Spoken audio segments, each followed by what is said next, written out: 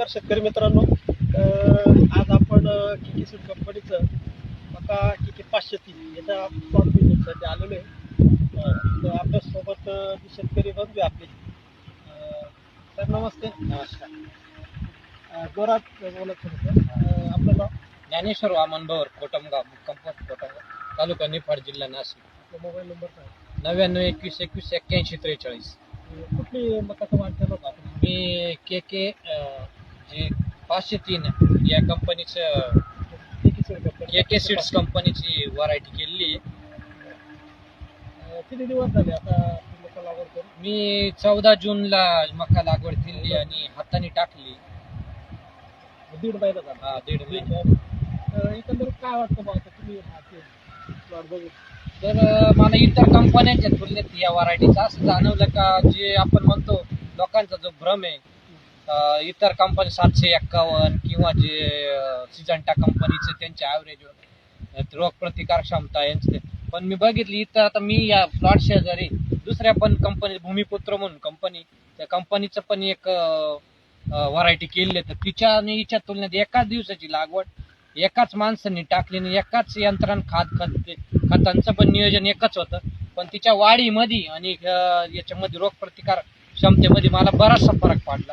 कसं जी भूमिपुत्र जी व्हरायटी तिच्यावर पिवळेपणा जाणवतो आणि हिच्यावर काळोखी आणि तिची हाईट पण वाढलेली, जी रोग प्रतिकार क्षमता याच्यात निश्चितच कमी जाणवली मला. बाकी याची पानाची साईज वगैरे बघितलं?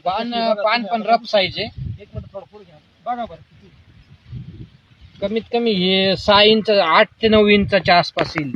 बघा शेतकरी मित्रांनो, 8 ते 9 इंचाचं पान आहे. जवळ हे बघा आपण बघू शकतो. हे बघा इकडनं हे माझे 4 बोट केले ना, तर इकडनं हे बाई 4 बोट बसते. मग काही जबरदस्त 6 ते 7 इंचाच्या पुढचं 7 इंच ग्रीनरी एकदम जबरदस्त आहे. झाड पण बघितले व्यवस्थितरित्या डेव्हलप झालेले. स्टंप कसं आहे त्याचे, म्हणजे स्टंप आहे त्याचं. आपण हा बोलतो पण ते बघा मुळाचे ते बघू शकता आपण कसे. फक्त याच्यात काय आहे माहिती का, तुमचं लागवडीचं अंतर व्यवस्थित पाहिजे. लागवडीचं कमीत कमी 10 ते 11 इंच पाहिजे. तुम्हाला जाणवलं बघ, ज्या जागेवर जे 6 इंचाच्या आत जो दाना पडलाय त्याच्यामध्ये निश्चितच बारीकपणा जाणवतो, आणि जो 11 इंचची जी साईड जे अंतर आहे तर त्याच्या स्टंप मध्ये साईज मध्ये फरक पडलाय. हे बघा इथं हे जवळ पडले, त्याच्यामुळे इथलं हे स्टंप बारीक झालेलं आहे, पण हे अंतर मेंटेन आहे. दोन्ही स्टंप एकदम एकसारखे झालेले आहे. म्हणजे याच्यात मका पिकामध्ये हेच आहे का, तुमचं लागवडीचं अंतर आहे ना फार महत्वाचं आहे. त्याच्यावर आपली उत्पादन क्षमता टिकून असते. या सगळ्या छोट्या छोट्या गोष्टी राहत्या, पण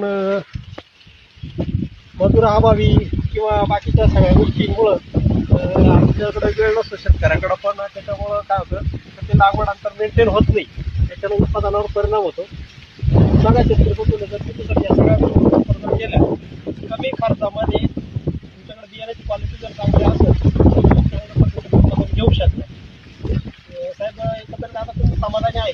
हो, निश्चितच. आता पुढच्या जे तुम्ही ज्यावेळेस नेक्स्ट व्हिजिट लिहाल, आता यावर्षी पहिल्या प्रथमच केले, याचं उत्पन्नाची कशी प्रोग्रेस राहील त्या हिशोबाने नंतर रिझल्ट आले तर निश्चितच आम्ही पुढच्या वेळेस का आपल्या कंपनीचंच वाहन करणार. धन्यवाद. धन्यवाद.